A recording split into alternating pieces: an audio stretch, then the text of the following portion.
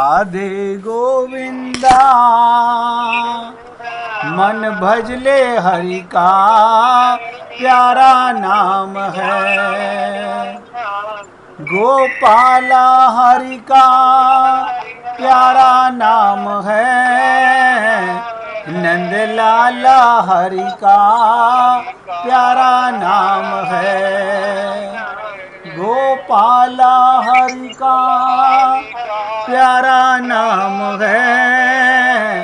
नंद लाला हरि का प्यारा नाम है। श्री राधे गोविंदा मन भजले हरि का प्यारा नाम है। श्री राधे गोविंदा मन भजले हरि का प्यारा नाम है। गोपाला हरि का प्यारा नाम है। नंद लाला हरि का प्यारा नाम है। सभी पुण्यात्मा एक बार लाइव आने का प्रयत्न कीजिए। देखिए मिसेज मेहरा ने अपनी मजबूरी बताई थी, वो लाइव नहीं आ सकती। आप सब तो आ सकते हैं, लाइव आइए, वीडियो कॉल पे आइए। अब ध्यान से सुनिएगा मेरी बातों को, जो मैं आपसे निवेदन करना चाहता हूँ। आप अगर अपने आप को तन मानते रहोगे और तन के रिश्ते नातों में फंसे रहोगे और इन्हीं में ममता मोह आसक्ति इनकी अच्छा बताओ, आप किसी का इलाज कर सकते हो?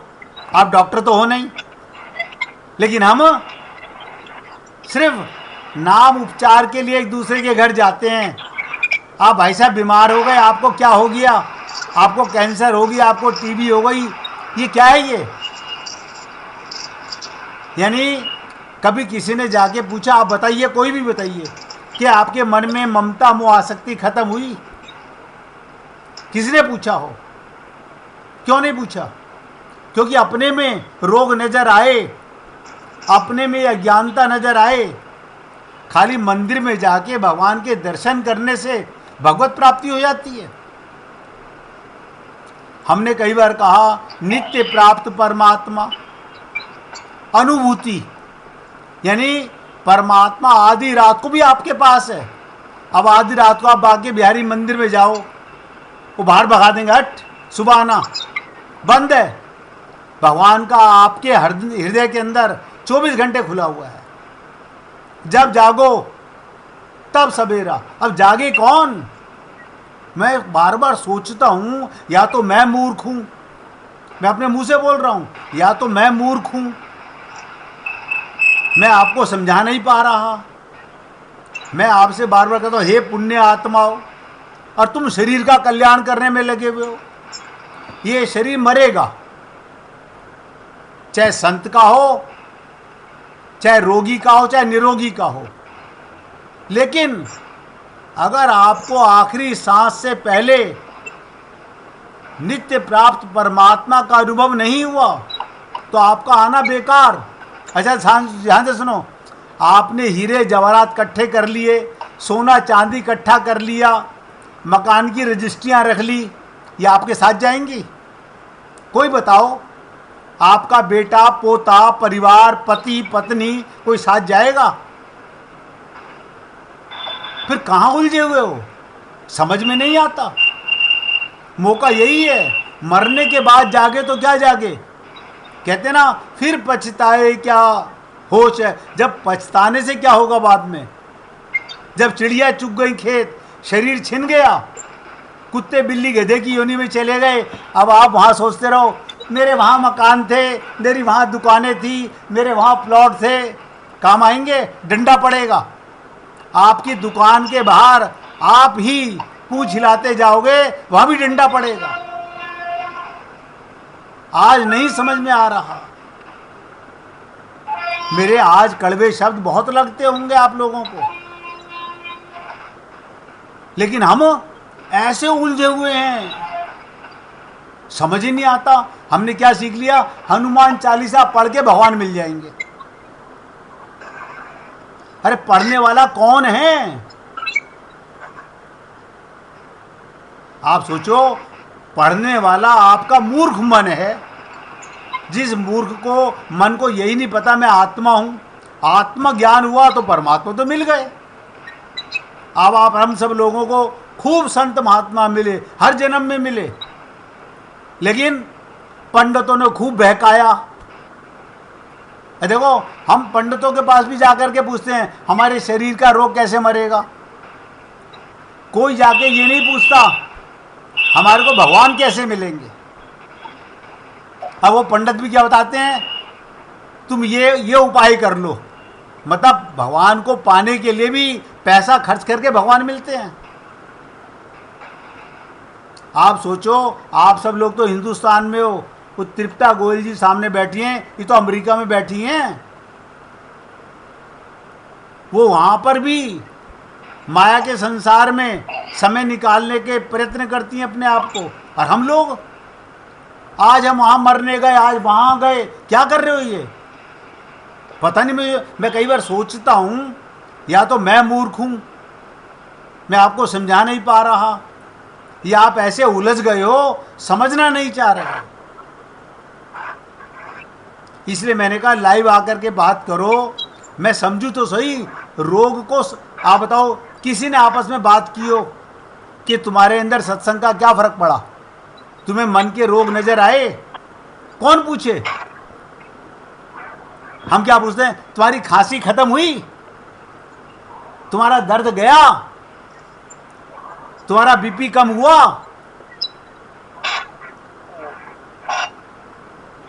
हे पुण्य आत्माओं, मैं तो हाथ जोड़ के निवेदन करता हूं, मैं आपको धोखा नहीं देना चाहता, और आप अपने आप को धोखा दे रहे हो। अब जो बचा हुआ समय है इसका सदुपयोग कर लो। ज्यादा समय नहीं बचा है, थोड़ा सा समय बचा है, पता नहीं कब फूंक सिसक जाए। ये आपके लॉकर में कल जो आपको बोतल दिखाई थी ना, मैंने कहा था सत्संग ग्रुप पे भेजी थी, वो नीचे का पैंदा इतना बड़ा क्या है? चित्त, हमारा हृदय इतना बड़ा, उसमें क्या भरा हुआ है? पखाना। मम्मी पापा, पति पत्नी, बेटा बेटी, मकान दुकान, सब उसमें भरा हुआ है। अब गुरु कहाँ है? गुरु हमें सत्संग में मिलते हैं या कभी जाते हैं उनके पास तो मिलते हैं। अरे बेटा बेटी कहाँ रहते हैं? यानी जो टेम्परेरी हैं वो तो आप सोचो अंदर, और जो परमानेंट भगवान अंदर बैठा हुआ है उसका पता नहीं, वो नीचे मंदिर में बैठे हुए हैं। जब मैं आपसे निवेदन करता हूं नित्य प्राप्त परमात्मा, यानी वो मिला हुआ है, उसे पाने कहीं नहीं जाना। अब मैं वृंदावन आया हूं, 1 हफ्ता हो गया, मैं तो किसी मंदिर में नहीं गया। अब लोग पूछते हैं आप गए नहीं, कहां जाऊं? मेरा प्रीतम तो मेरे अंदर बैठा हुआ है। आप मुझे बताओ, यार की तस्वीर दिल में बसा रखी है, जब भी जी चाहा दीदार कर लिए। आप और हम लोग मंदिर में जाना पाप नहीं है, मगर वहां आत्मा मान के जाओ, प्रीतम के दर्शन करो, प्रीतम के साथ बातें करो। वहां तो केवल प्रसाद चढ़ा रहे हैं। मैं कई बार सोचता हूं क्या प्रसाद चढ़ाओगे? मतलब भगवान पैसे के भूखे हैं, बूंदी के भूखे हैं, पेड़ों के भूखे हैं। और हम देखा देखी, हम सवा मन ही चढ़ाए, एक मन तो आज तक दे नहीं सके, एक मन नहीं दे सके। इसलिए मैंने आज आपको ये बात, किसी ने पूछी मेरे से, हमारे मन के रोग मिट क्यों नहीं रहे? क्योंकि हम मन को रोगी मानते ही नहीं। अगर मानते होते तो एक दूसरे से पूछते कि तुम्हारे अंदर कोई फर्क पड़ा? कोई मानता ही नहीं अपने को रोगी मन का। बताओ, सब में ममता, सब में मोह, सब में आसक्ति। क्या ममता पाप है? बिल्कुल पाप नहीं है। मोह पाप है? ध्यान से सुनो, बिल्कुल पाप नहीं है। क्या आसक्ति पाप है? मैं कहता हूं पाप नहीं है। लेकिन पाप कब है? जब इन्हें तुम अपने शरीर का संबंधी मानते हो तो पाप है। आपके शरीर का संबंध पाप, आत्मा का संबंध पुण्य। आत्मा मान के प्रेम करो, उसमें परमात्मा का अंश मान। हम क्या है, मेरा बेटा, तू कहां से लाया था? मैंने कोख से पैदा किया था, तो 10-20 और निकाल दे। अगर तू पैदा कर सकता है तो 10-20 और निकाल दे ना। मगर एक खोपड़ी में बातें नहीं आती। समय बहुत थोड़ा बचा है, जो चले गए खाली पंडितों के बताने से ना वो गाय बन गए, वो गधे बन गए, वो भैंस बन गए, मत मान लेना। किसी पुराण में नहीं लिखा वो क्या बने। उनके कर्म ले गए, उनको कहां गए वो। और आप सोच के देखो, आपके हमारे सबके माता पिता हैं। मेरे पिताजी तो बहुत विद्वान थे, लेकिन उन्होंने भी हमें ये ज्ञान नहीं दिया। ये गुरु के बिना नहीं मिलता। और हम लोग पता नहीं, मैं सोचता हूं कौन सी ममता मुंह में फंसे हुए हैं। ऐसे पागल हो गए हैं कि अपना जीवन बर्बाद करने में लगे हुए हैं। देखो, भाई जी ने पूछा बिना आत्मज्ञान के भगवत प्राप्ति नहीं होगी। मैंने यही कहा था, बिल्कुल नहीं होगी। आत्मज्ञान कब होगा? आप बताओ। आत्मा आप हो, आत्मा आप हो, मैं बना नहीं सकता। लेकिन आत्मज्ञान नहीं है। क्यों? हमने अपने को, मन के रोगों को समझा नहीं। रोग मिटे तो तुम स्वस्थ हो जाओ। स्वस्थ का मतलब स्वयं में स्थित, आत्मा में स्थित। और हम खाली संत महात्माओं के दर्शन करने चले जाएं, उनके चरणों में मस्तक टेक लें, इससे क्या होगा? अरे मंदिर जाके कोई कल्याण नहीं हुआ तो संत महात्मा के दर्शन क्या करेंगे तुम्हारा? बताओ मेरे को, क्या करेंगे? आप जो देख रहे हो वो तो शक्ल देख रहे हो, अंदर की मशीन तो अपनी बिगड़ी हुई है। तो संत को क्या देखेंगे हम? कल चंदन का एग्जाम्पल आपको दिया गया कि चंदन कब शीतलता देता है? जब पानी में मिला के घिसा जाता है। ऐसे ही जब तक संत महात्मा के प्रति पूर्ण श्रद्धा, पूर्ण विश्वास नहीं होगा, पूर्ण का मतलब हरि गुरु दो ही अपना, बाकी सब सपना। और हम सब में फंसे हुए हैं, इनसे मतलब नहीं। इसलिए हे पुण्य आत्माओं, फिर निवेदन कर रहा हूं, अगर मेरी सेवा में कोई कमी है, एक बार नहीं 50 बार पूछो। आपको अधिकार है, हर बार पूछने का अधिकार है। लेकिन अपने आप को धोखा मत दो। आप मुझे बताओ, अगर आप कान की दवा आंख में डालोगे, आंख ठीक होगी क्या? अब वही कर रहे हैं हम लोग। बताओ, मरने वाले को बचा नहीं सकते। अगर उसे भगवान का प्रेम बता देते, अंतिम समय भी अजामिल जैसे पापी का कल्याण हो गया। वाल्मीकि, डाकू रत्नाकर, गुरु की कृपा से कल्याण हो गया। कारण क्या था? श्रद्धा और विश्वास। और हमारे अंदर हमारी पूरी श्रद्धा हमारे पति में है। काय का पति है? परम पति तो तुम्हारे अंदर बैठा हुआ है। मतलब चमड़े का पति पति हो गया। असली पति जो नित्य प्राप्त है, उसे किसी को चिंता नहीं हो रही। ये सेवा के लिए मिले हैं, सबकी सेवा करो। कहते हैं ना, मनुष्य शरीर में ये कर्म योनि है। और भगवान ने धर्म के बारे में क्या कहा है, अब आप वीडियो बंद करके बहुत ध्यान से सुनिएगा। और आपसे बार बार निवेदन करता हूं, हम आंखें खोल के बटेर की तरह इधर उधर देखते रहते हैं। कौन खा रहा है, कौन पी रहा है, कौन आ रहा है, कौन जा, क्या लेना तुम्हारे को? किसी के मन में कोई प्रश्न हो तो अभी पूछिए। धोखा मत दो अपने आप को। अब ध्यान दो, मैं आप सबसे निवेदन करना चाहता हूं, धर्म भी 3 प्रकार का। आप हम लोग सब धार्मिक हैं, कोई पापी नहीं है। धर्म भी 3 प्रकार का। एक धर्म शरीर का सुख पाने के लिए, संसार का सुख पाने के लिए, माया का सुख पाने के लिए किया जाता है, वो कुकर्म है, वो धर्म नहीं है।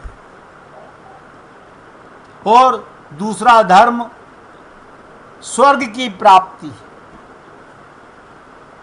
देवताओं के पीछे भागना। तीसरा धर्म क्या है? तीसरा धर्म ध्यान दीजिएगा, भगवान श्री कृष्ण गीता में कहते हैं, तस्मात् सर्वेषु कालेषु माम सुमरन युद्ध च। ये सबसे बड़ा लाभ देने वाला धर्म है। क्या मतलब? धर्म माने होता है कर्म, और कर्म कौन सा अच्छा होता है? तस्मात् सर्वेषु कालेषु माम सुमरन। भगवान हैं कोई भी कर्म करो, मेरा चिंतन करते हुए मेरे निमित्त कर्म करो। लेकिन हम, ये तो हमारे परिवार का कर्म है, ये तो हमारे पिताजी का कर्म है, ये हमारी माताजी का कर्म है। तुम्हारी खोपड़ी में ये कब ये पाप मिटेगा? तस्मात् सर्वेषु कालेषु, किसी की भी सेवा करो, भगवान का चिंतन करते हुए भगवान का काम मान के करो। इसलिए पुण्य आत्माओं, धर्म भी हम नहीं जानते। धर्म माने जिससे भगवान का धारण हो, जिससे भगवान हमारे बंधन में बंधे। कल कमाल कर दिया, जो चर्चा आपके साथ चली आप लोगों ने पकड़ी नहीं। और फिर आपको बता रहा हूं, बिना श्रद्धा विश्वास के आप संत से लाभ नहीं ले सकते। जैसे चंदन की बट्टी बिना जल के घिसोगे तो गर्मी देगी, शीतलता नहीं देगी। ऐसे ही संत महात्मा भी खाली माथा टेकने से, आश्रमों में जाने से कुछ नहीं लाभ मिलने वाला। पूर्ण श्रद्धा, पूर्ण विश्वास।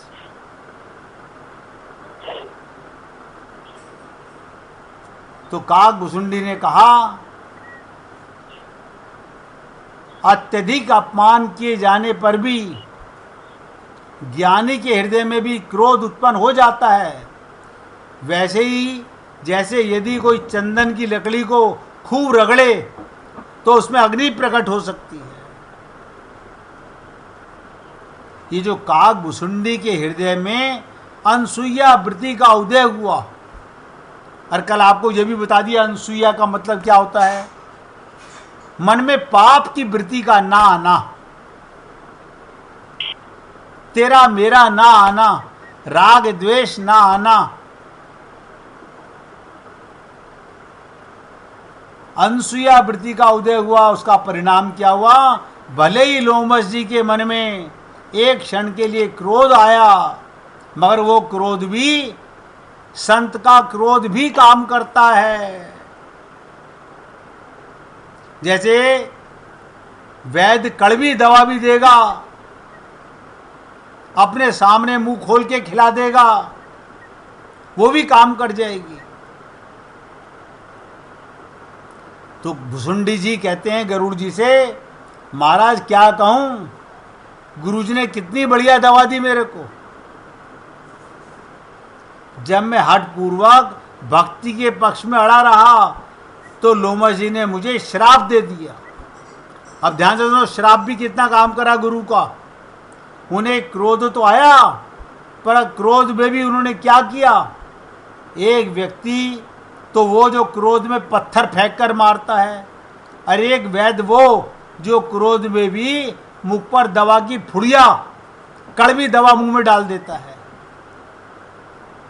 तो क्या कहा भुसुंडी जी ने? मेरे ऐसे व्यक्ति का क्रोध भी हितकर है, क्योंकि उन पुड़िया में आखिर दवाई तो थी, गुरु के श्राप में भी आशीर्वाद था। उसे ग्रहण करते ही मैं स्वस्थ हो गया। ऐसा तो नहीं कि क्रोध पूर्वक दी गई दवा कोई उल्टा असर करती हो। भले ही क्रोध करके दिया, पर दी तो दवा भले ही गुरु ने डांटा, श्राप दिया, लेकिन मेरे को उनका श्राप भी राम से मिला दिया। आप सोचो, आप और हम लोग क्यों नहीं अपना कल्याण सोचते बार बार? सबको मौका बराबर मिला हुआ है भगवत प्राप्ति का, और आप अपने मन से जो कुछ भी कर रहे हो वो भक्ति नहीं है।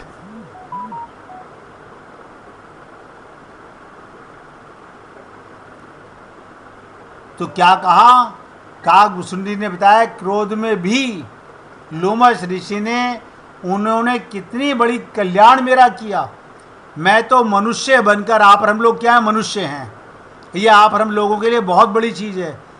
मैं तो मनुष्य बनकर भगवान को पाना चाहता था। सीतारामाचार्य जी ने कहा, इस देह में हरि मिलत हैं। उन्होंने ये नहीं कहा स्त्री को मिलत हैं या पुरुष को मिलत हैं, ब्राह्मण को मिलते हैं या क्षत्रिय को मिलते हैं या शूद्र को मिलते हैं। नहीं, ऐसा तो नहीं कहा। इस देह में अब आप हम लोग, मनुष्य शरीर तो मिल गया, तो क्या कहा? ब्राह्मण के रूप में लोमश जी के पास गया था और उन्होंने मुझे कौवा बना दिया। अब आप सोचिए, अगर आपको और हमको कोई गुरु ऐसा श्राप दे दे, आपको अगर बुरा लगा तो क्यों लगा? क्योंकि हम शरणागति में नहीं हैं। अगर शरणागति में होते तो गुरु की जहर की पुड़िया भी दवा का काम करती है। 1 मिनट भगवान का कीर्तन करो, उसके बाद आगे की चर्चा बहुत इंपॉर्टेंट है। फिर निवेदन कर रहा हूं, पूरी एकाग्रता से सुनिएगा, आत्मज्ञान से सुनिएगा।